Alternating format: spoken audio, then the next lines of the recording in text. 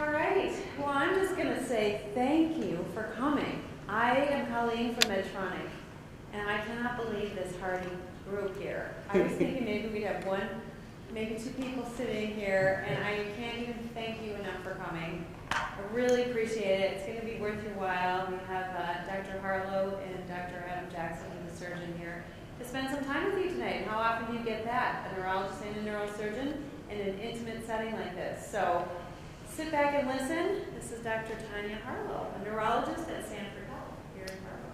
Thanks, Colleen. All right, well today the goal is actually to spend a little bit of time talking about deep brain stimulation or DBS surgery, and I hope that's why you're all here. We'll talk a little bit about Parkinson's disease itself as well as some of the other treatment options, and I'm certainly happy to answer any questions or about any questions you have about Parkinson's disease. So we will get started with a little introduction here. So as we all know, Parkinson's disease unfortunately is an all too common disorder, and it affects about 1.5 million people in the United States. It's estimated that about 1 in 100 Americans are affected over the age of 60, and that number actually gets even higher as we get older. So at the age of 80, we see even more people affected. It does tend to affect men slightly more than females, but roughly equally between the two sexes. The entire cause is not fully understood, and actually that's where a lot of the research is going into, is trying to determine what exactly causes Parkinson's disease, because it's really hard to cure it unless we know what the actual cause for it is. So unfortunately there's no cure, but there's good news because there's lots of hope, because there's lots of treatments and there's lots of research going on, and we do hope that someday soon we will have a cure down the road. So what is Parkinson's disease? Parkinson's disease is considered a neurodegenerative condition. So it's slowly progressive, it's chronic, it persists over time. So if you have Parkinson's disease, it doesn't go away. And it's progressive, meaning that the symptoms are going to get worse, gradually worse over time. Now, the course of everybody's Parkinson's disease is a little bit different. So you can't look at the person next to you and say, that's what I'm going to look like in 5 years or 10 years, because everybody's course is different.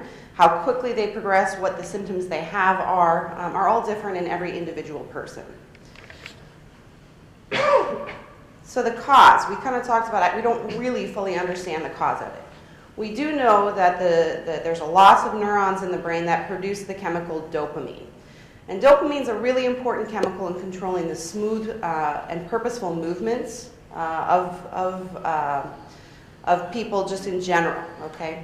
And it actually takes about a loss of about 60 to 80% of the dopamine-producing neurons in the brain before the motor symptoms of Parkinson's disease start. So we're going to talk a little bit about the motor symptoms here in a minute, but those are the outward signs that you see: the slowness, the stiffness, the shaking types of symptoms.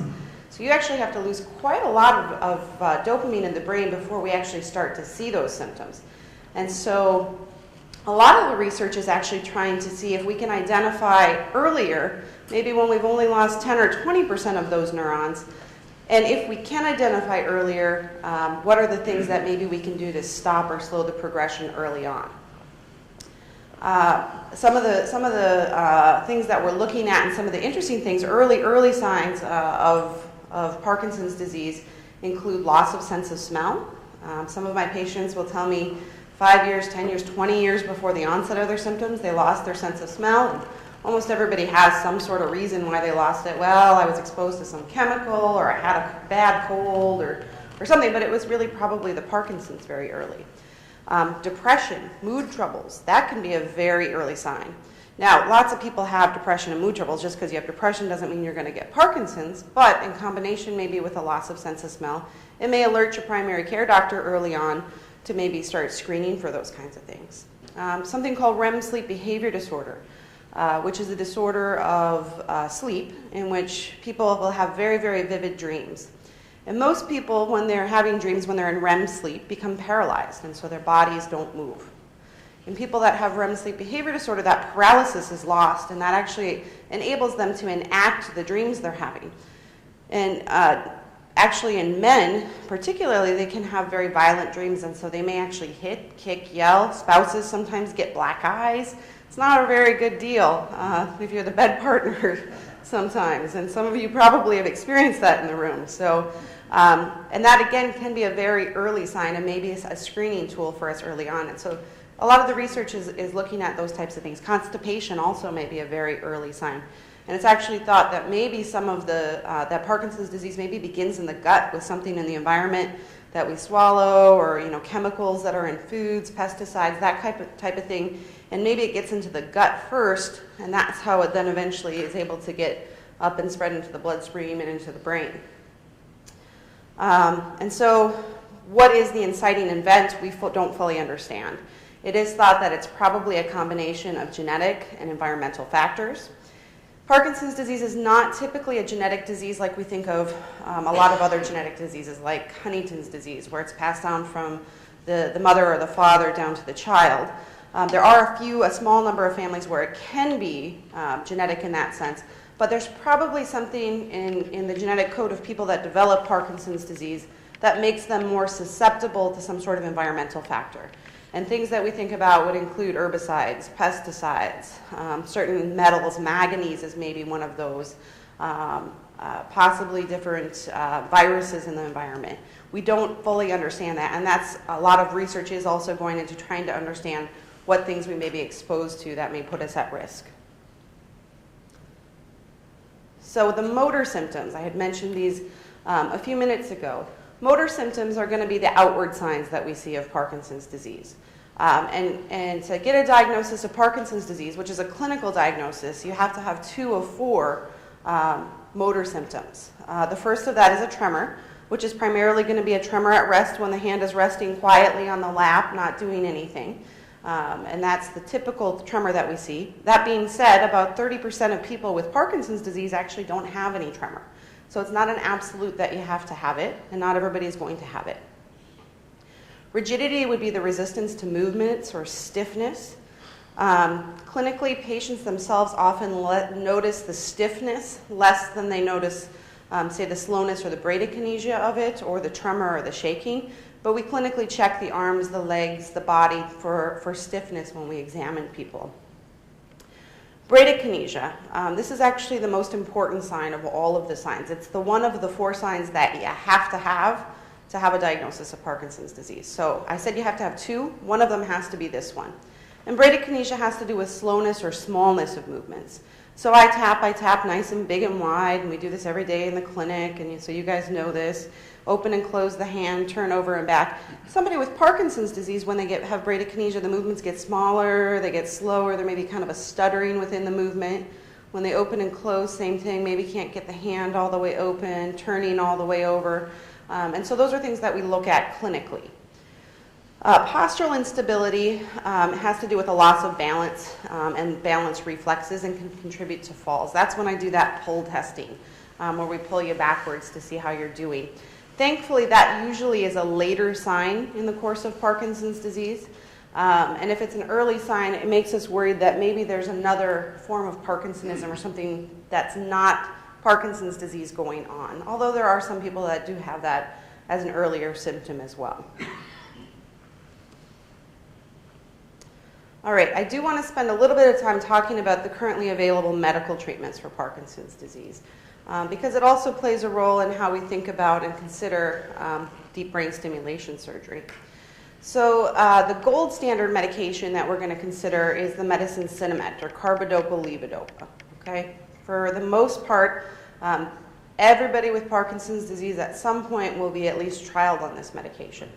This medication has been around forever. It's been around since the 70s. And it really is still our best medication to treat Parkinson's disease. Okay?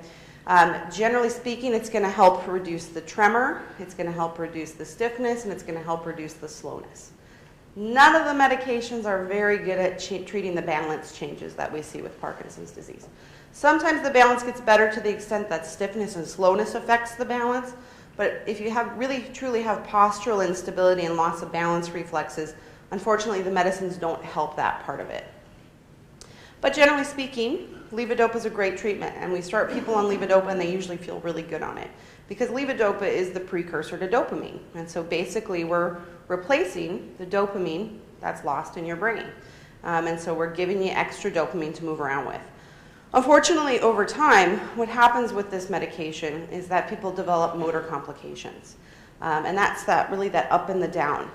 Usually when we start people on medications, I usually start levodopa 3 times a day. Most people do really great on 3 times a day dosing. And I do have a handful of patients that stay on 3 times a day dosing for the rest of their life. But most people, over time, develop the motor complications. And that's going to include troubles with medications wearing off, okay? So initially we give it, medicines last 5-6 hours, we're doing great. Over time they're lasting 5 hours, 4 hours, 3 hours. And some people are taking their medications actually every 2 hours, which, as you can imagine, gets to be quite complex and quite difficult in trying to remember to take a medication. And so you're kind of stuck on the clock. What time is it? Oh, I missed my dose. And it can be quite problematic.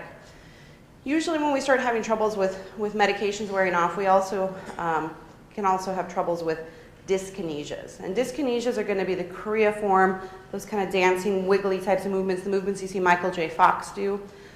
Those types of movements are common to develop in people on this medication. Typically speaking, we expect these complications about 5 to 10 years after starting levodopa in an older person. In a younger person, and somebody like Michael J. Fox, these movements tend to develop much earlier and tend to be more severe. And so it's a reason why in a younger patient we may try to delay starting the levodopa until later on in the course of the disease. And that's actually the motor complications, which we'll talk about here in a bit, are kind of the primary reason that we start considering somebody for deep brain stimulation surgery. So your medications work, but they maybe aren't working long enough for you. The ups and the downs, and when they're working, you're dyskinetic. What the DBS is going to do is going to help us, allow us to kind of level out some of those ups and those downs. The dopamine agonist medications, compared to the levodopa, provide moderate effectiveness in controlling the motor symptoms of Parkinsonism. The primary medications that you would probably have heard of would include the medications Mirapex, or the generic name is pramipexole, Requip or ropinirole, or Nupro or the retigaine patch. These medications actually work by mimicking the dopamine at the receptor site. So they attach onto that dopamine receptor and they kind of act as a pretend dopamine in the brain.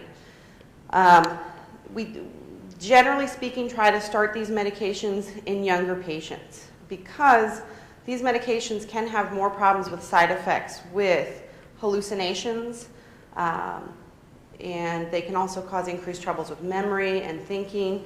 And so because of that, generally speaking, we don't want to start somebody that's older or already has memory concerns on these types of medications.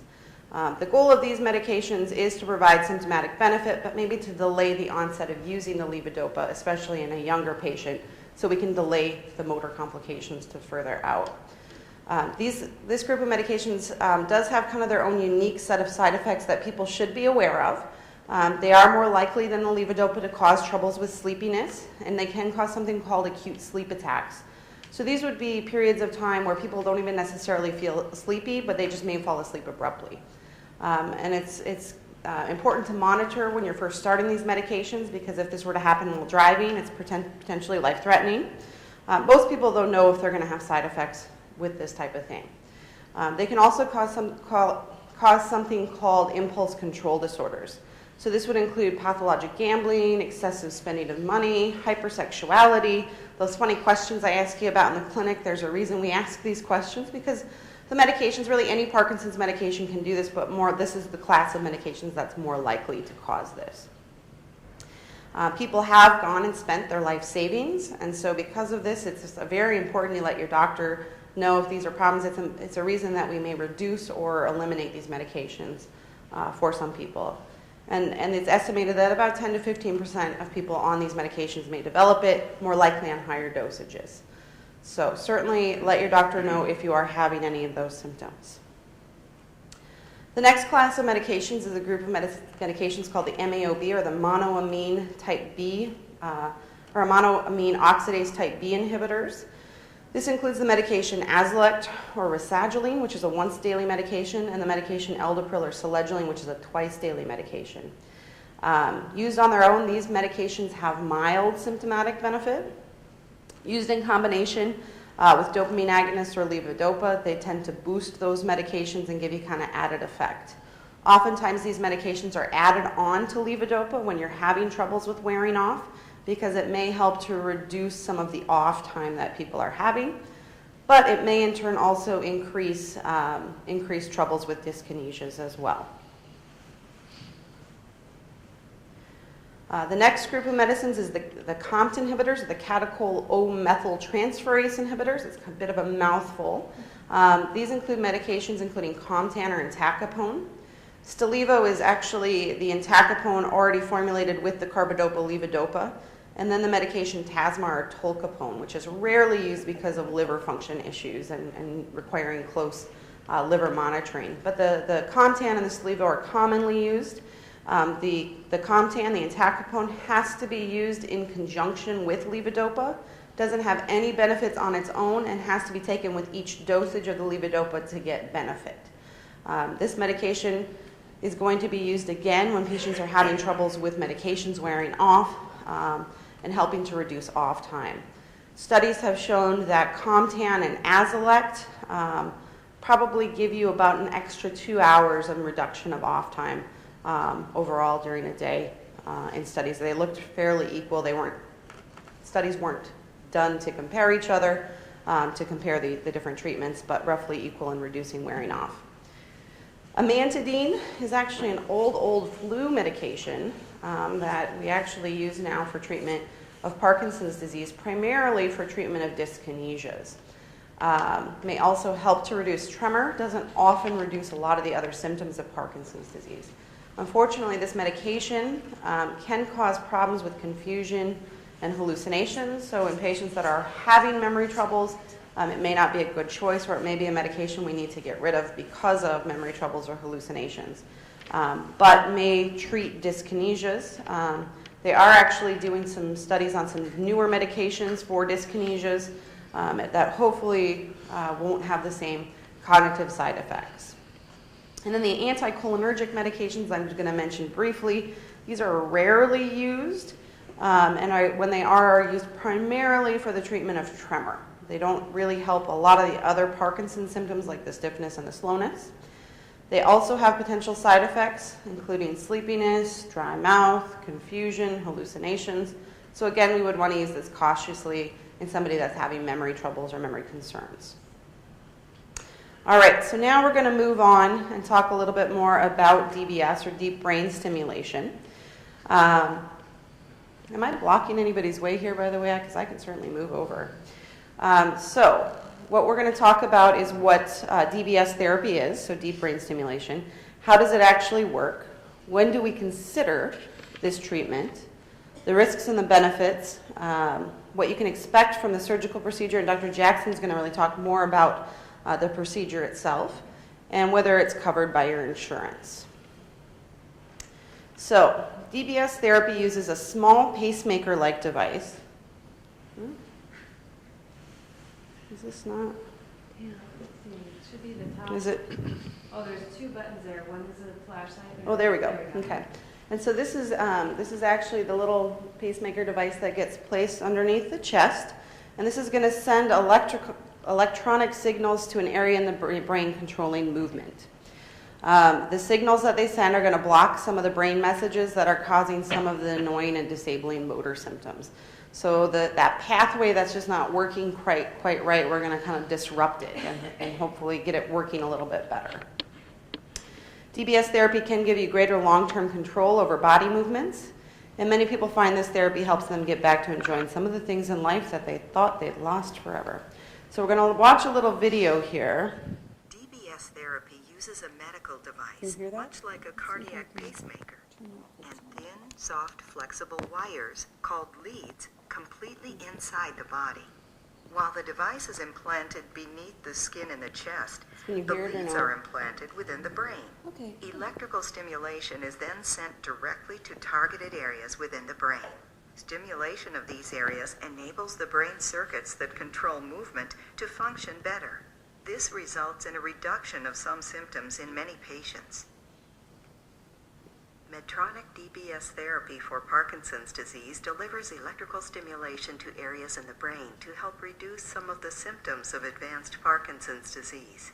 Stimulation is delivered to both sides of the body. You may be a candidate for this therapy if your symptoms respond to levodopa, but levodopa and/or other medications have become less effective or ineffective. Placing the DBS system requires brain surgery, which could have serious and even fatal complications, including coma, bleeding inside the brain, seizures, and Don't get infection. scared. Once They have to implanted, tell the everybody system may this. become infected, parts may wear through your skin, and the lead and/or extension connector may move. Medtronic DBS therapy could stop suddenly because of mechanical or electrical problems. Any of these situations may require additional surgery or cause symptoms to return.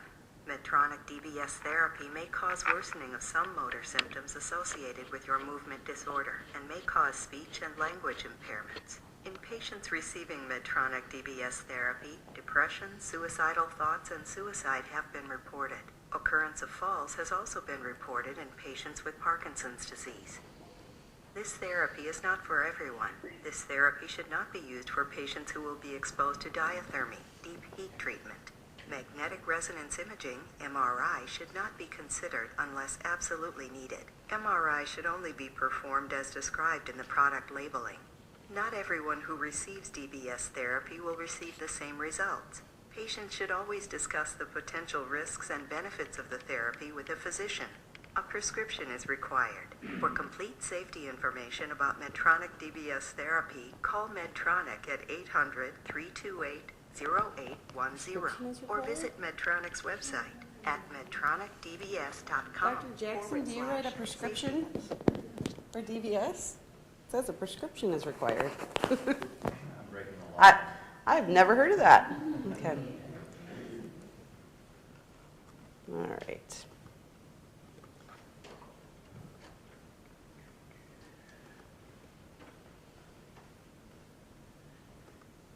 All right.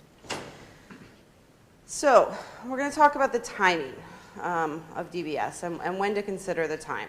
So the right time is going to be when your medications are not as effective and when you're having motor fluctuations. Generally speaking, you're having troubles with medications wearing off, you're having to take your medications too frequently, it's too difficult, or you're having dyskinesias. Those are going to be the primary times that we're going to consider DBS therapy.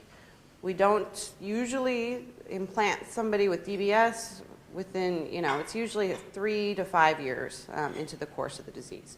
It's not usually the first thing we're going to go to. We're certainly going to trial medications before. I've had patients that come to me that haven't been on anything, and that's what they want right now. And maybe someday that's what we'll do because we'll decide it's a better treatment. But right now, usually we're looking at people that are having the motor fluctuations with that. But ultimately, you're going to decide the window of opportunity and the best time with your physician. So this is just kind of a little slide looking at kind of the course of things. You start your medications. Medications are working well to control symptoms. Now maybe we're developing some fluctuations and maybe things aren't working as well. We probably don't want to wait until they're not really working very well at all. And this says no longer responding, but everybody really continues to respond to medication. So that's not something that's really the issue. But what we want to do is kind of get you in that period of time where things aren't going as well, and we can maybe optimize your control of things. So DBS therapy has been approved by the FDA to treat movement symptoms of Parkinson's disease, primarily the shaking, the stiffness, and the troubles moving. However, if your symptoms, these symptoms here, don't respond to the Parkinson's medications, you are not going to have benefit with DBS therapy, okay? So this isn't for people that have an atypical Parkinsonism that's non-responsive to medicines like levodopa. This is for people who their medicines work, but you're having ups and downs and the fluctuations and that sort of thing. The caveat to that is sometimes the tremor. Some people's tremor doesn't respond very well to medications, but may get better or be more improved with the DBS therapy. Studies have shown that patients maintain improvement in stiffness and in shaking and difficulties moving all the way out to 5 years. When I was in my fellowship, I was taught to think of sort of rewinding things by 5 to 10 years. It kind of rewinds symptoms. And I don't know if that's really the case. But you know, the studies seem to show that long term, people continue to have benefit from this.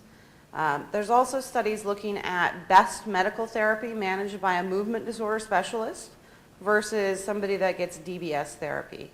And the studies have clearly shown that patients that have motor fluctuations, those that have deep brain stimulation therapy, have a much, much bigger improvement in quality of life and functioning compared to those that are just managed on best medical therapy.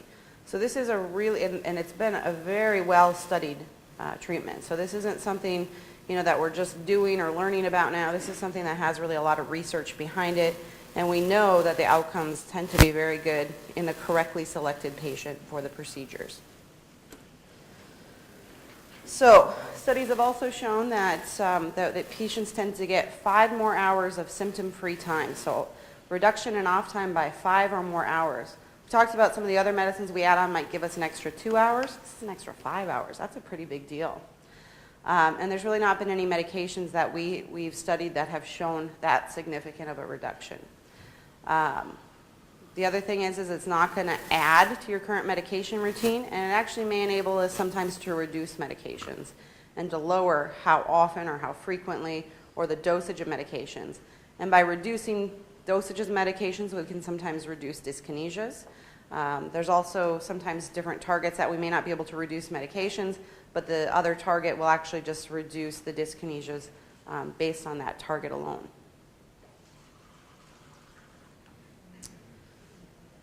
So for a lot of people, DBS has allowed them to return back to work. So that's a really good reason to consider surgery, because maybe I want to continue working, but with this complex medication regimen, it just isn't in the cards. To get back to doing hobbies that you can't do anymore, and just back to day-to-day activities. And I had mentioned before, this may be a new therapy to you, but it's actually been around for more than 25 years, and there's a lot of research that's gone into this. And there's actually been more than 100,000 patients that have actually received DBS therapy for Parkinson's disease, as well as essential tremor and dystonia. Primarily, I would say the most common reason we do DBS surgery is going to be for Parkinson's disease, but we certainly have patients that we do it for essential tremor. The targets are different, and a handful of patients that have had it for dystonia, which is a much less common reason. So I talked about the study looking at best medical management versus DBS therapy. And we do see that by adding the DBS, that we get an average of 5.1 hours of additional symptom-free time, so reduces off time. Tends to make medications more predictable, so instead of the ups and the downs, it kind of flattens out some of that curve. We may be able to reduce medications, which may then allow us to lower side effects. The delivery of the DBS therapy is constant, so instead of the medications that you're getting kind of intermittently, which leads to some of that fluctuation, helps us with that more continuous symptom relief. And in fact, people off of their medications, and the goal, by the way, is never to discontinue your Parkinson's medications. You're still going to need those, but the goal is to reduce them. But even when, say, in the morning when you wake up and your medications aren't working, you haven't taken your first dose, people function better when they don't even have their medications as well.